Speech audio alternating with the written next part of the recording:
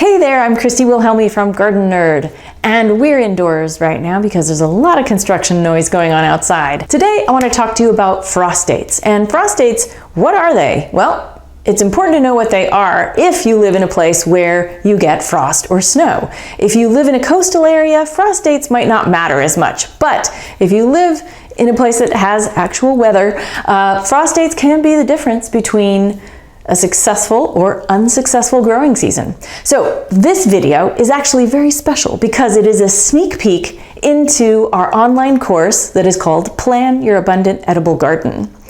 It is an online course that teaches you soup to nuts how to plan your garden on paper, season after season, year after year for the rest of your gardening days.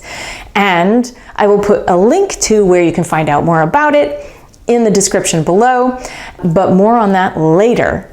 For now, enjoy a sneak peek into Module 1, Lesson 1, Frost Dates. Welcome to Module 1. In this video, you'll learn how to tailor a garden plan to your hardiness zone. It all begins with frost dates. If you aren't familiar with frost dates, here's a quick explanation. There's a first frost and a last frost just about everywhere. Let's start with last frost. Last frost is the date after which it is safe to plant crops. Historic weather data for your area will determine your last frost. As you can imagine, that's different for everyone, but the average last frost date for much of the United States is April 15th. And for those folks living in northern or mountainous areas, the date is usually later, sometimes as late as June. For those in southern climates, it's much earlier, like February. Or it doesn't exist at all. Here in coastal Los Angeles, we don't get a frost because the ocean buffers temperatures so they never get too extreme. First frost is typically the average date at which cold temperatures and moisture coalesce to cause damage on plants. The first light freeze might kill your tender herbs, for example. There are different levels of frost, but for our purposes, let's say that it's the time after which it's not safe to plant crops. First frost can happen as early as September or as late as December, or not at all in warm winter climates like mine. Your hardiness zone tells you how cold it will get or the minimum temperatures to expect in your area. Your frost dates will tell you when that will typically happen. Hardiness zone maps are provided by federal ag departments in each country and are updated every decade or so. And with climate change, your hardiness zone may have changed, or they're shifting north. So you may be in a different zone than you were 10 years ago. Now that we've defined those terms, let's look at the calendar to see what that means to you. What's left between last frost in spring and the first frost in fall is the number of days that you have to grow food in your particular garden. If you have a short growing season, you want to choose varieties that mature faster than average. For example, a tomato that matures in 50 to 60 days rather than one that takes 90 to 100 days will be a better choice for you. There are seed varieties and plants for every hardiness zone, so don't worry too much about that. To find your hardiness zone and frost dates, use the search terms frost dates and your zip code or town name.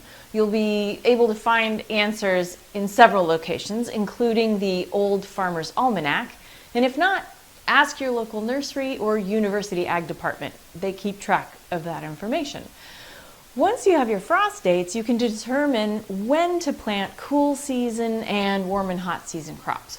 We'll cover what those are in the next 2 lessons. For now, make a note of your frost dates so you can reference them later. One quick note before we move on. In this course, I'm going to be using the terms cool season and warm and hot season instead of spring and fall when referring to crops. Because, as you'll see in the next video, not everyone plants those crops in the season you might think. Along with this video, you'll find this calendar wheel that you can use to map out your frost dates and growing season. If you're a visual learner like I am, this will help you wrap your head around your personalized growing seasons. So download this PDF and mark it up with your frost dates, and then I will see you in the next lesson. Okay, I hope you enjoyed that video all about frost dates, and I hope that it clarifies for you exactly when you may be gardening. For more information about growing your own food, go to gardennerd.com and be sure to check out our online classes and courses at learning.gardennerd.com. Again, that is in the description. Now, if you go there and you happen to not see a course available, that's because it's closed for registration. But you can get on the Garden Nerd mailing list at gardennerd.com, and we announce when we're going to be opening for a new batch of registration. Plan Your Abundant Edible Garden will only be available one more time for a 10-day period in the next week or so stay tuned for that. Or we'll be opening it up for registration again in 2025. But get on the bandwagon now while you can, and I hope to see you over at gardennerd.com. Happy gardening!